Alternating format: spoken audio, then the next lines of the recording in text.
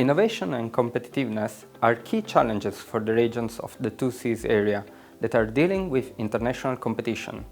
They play a vital role in driving economic growth and creating jobs. That's why one of the main objectives of the Interreg Two Seas program was to improve the framework conditions for the delivery of innovation. More specifically, the program aimed to increase the capacities of the Two Seas stakeholders for technology transfer, for the development of clusters, and for the innovative companies to engage in international activities. To achieve this, the program focused on various smart specialization sectors of common interest in the Two Seas regions, such as agri-food, health, and transport and ports, and promoted the support of SMEs as a horizontal theme. The funded projects were expected to stimulate cooperation among public and private stakeholders, civil society, and research organizations, following the quadruple helix model, introduce and adopt common approaches, collaboration arrangements, joint structures, and policy tools. In practice,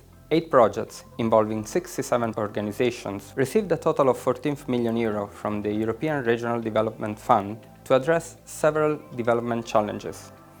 5 projects focused on reinforcing and building the capacities of Two Seas SMEs to engage in international activities.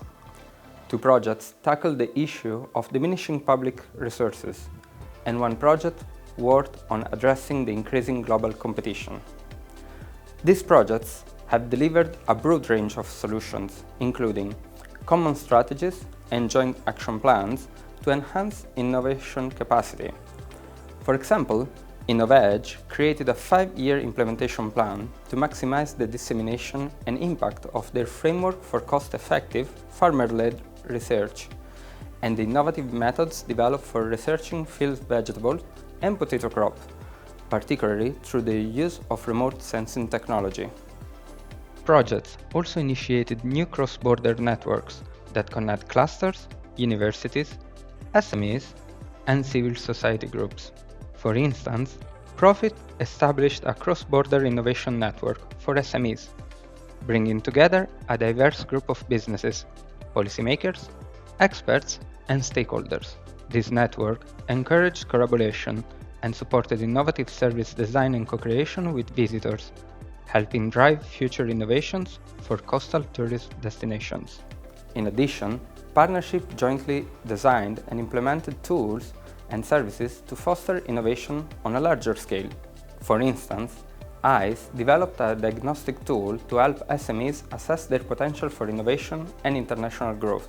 This tool helps businesses improve their processes, enhance their products, and get ready to enter new markets. Also, SPEED set up a platform for smart port solution providers and developers. Let's hear more from Wouter van Beckhoven, the project lead partner. For smart port solution providers and developers, SPEED is a network and a platform where they can find opportunities to match their competencies with market opportunities, to get early market feedback on any development or product ideas that they have, and to find pilot users for their solutions. This way we aim to accelerate your development cycle and help you position for scaling up your solutions afterwards. Finally, the program also promoted joint funding schemes and pilot projects that link different facilities and support SMEs in their efforts to innovate and compete internationally. SAND, Seas2Grow, and Sci-Fi created new services to boost SMEs innovation via cross-border accelerators, offering tailored resources and support in areas like social entrepreneurship, the silver economy, and smart cities. These support actions included networking, co-creating with end users, coaching, and testing facilities like living labs.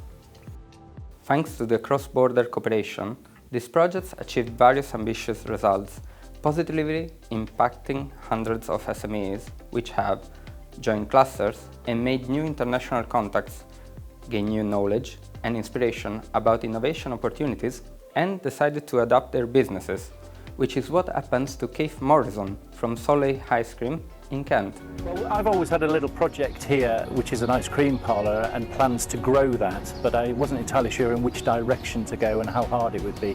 We went to Zeeland, and there was an attraction there that was exactly where we needed to go as a family business. It was a very high quality attraction, beautifully managed, high quality service, great food, and right in the middle of a rural area, which of course is where we are. The trip was genuinely inspirational. It's very well named, and not only are you there with contemporaries who are happy to share knowledge, and I have to say the Europeans are very keen and very open in what they're prepared to tell you about everything from nuts and bolts figures, mistakes they've made, which of course you learn from, through to what their future plans are. So you can only learn from that. Supported companies also reported improvements in their business activities, from enhancing their planning and problem-solving skills, adopting products and services to enter foreign markets, signing new business contracts and creating innovation consortia, and increasing annual turnovers and number of employees thanks to international sales.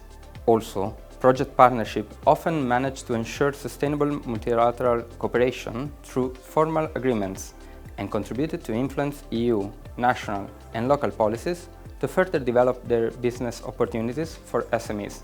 In conclusion, the program is proud that these projects have greatly improved the conditions for innovation in the 2Cs area, successfully increasing cross-border collaboration and technology sharing, involving all quadruple helix stakeholders, from businesses to researchers to public agencies and community groups, ultimately supporting SMEs' international growth. Interested in discovering further what these projects have achieved?